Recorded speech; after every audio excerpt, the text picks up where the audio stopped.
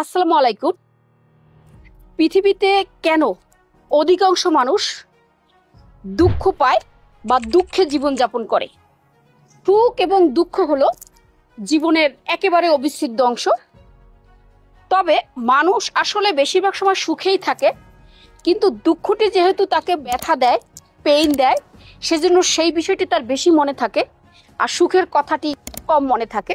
এর একেবারে স্পষ্ট উদাহরণ হলো সুখের সময়টি আমরা দ্রুত পাস করি, আর দুঃখের সময়টি পাস করতে বা অতিবাহিত হতে অনেক ধীরতা মনে হয়। আর মূল কথা হলো পৃথিবীতে সবকিছুর সাথেই সুখ এবং দুঃখ রয়েছে।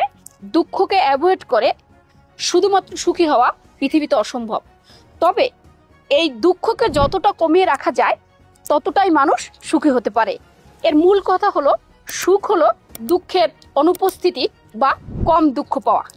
কোন কাজগুলো করলে আমরা এই দুঃখ এড়িয়ে চলতে পারি? 1 নম্বরে মিতব্যয়ী হওয়া। আমরা কোন জায়গাটিতে বেশি খরচ করব, কোন জায়গাটিতে কম খরচ করব, এটি নির্ধারণ করতে পারা। অর্থাৎ অর্থনৈতিক সমৃদ্ধি হলো মানুষের সুখের অন্যতম মাপকাঠি।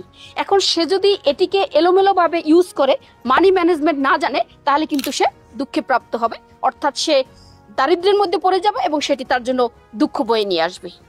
2 নম্বরে যে বিষয়টি, সেটি হলো সম্পর্কের যত্ন না নেওয়া।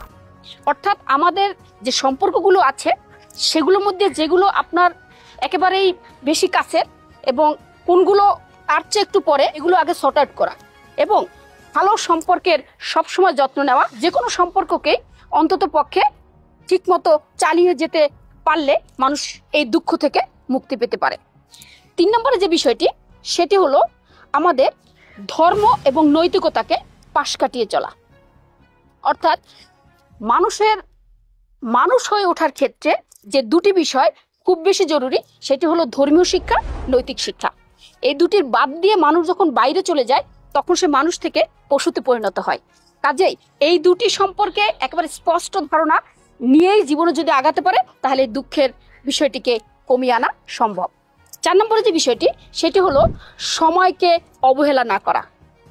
অর্থাৎ আমাদের দুঃখের মূল কারণ হলো সময়কে ইগনোর করা।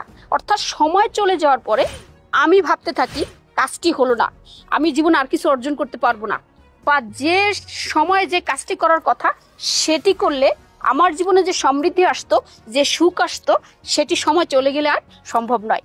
কাজেই আমি যদি সময়কে হেলাফেলায় না হারাই তাহলে কিন্তু দুঃখ কমিয়ে আনা সম্ভব। লাস্ট ওয়ান হলো কাজ না করে অলসভাবে জীবন কাটিয়ে দেয়া। অর্থাৎ আমি করব বলে সময় পাস করা।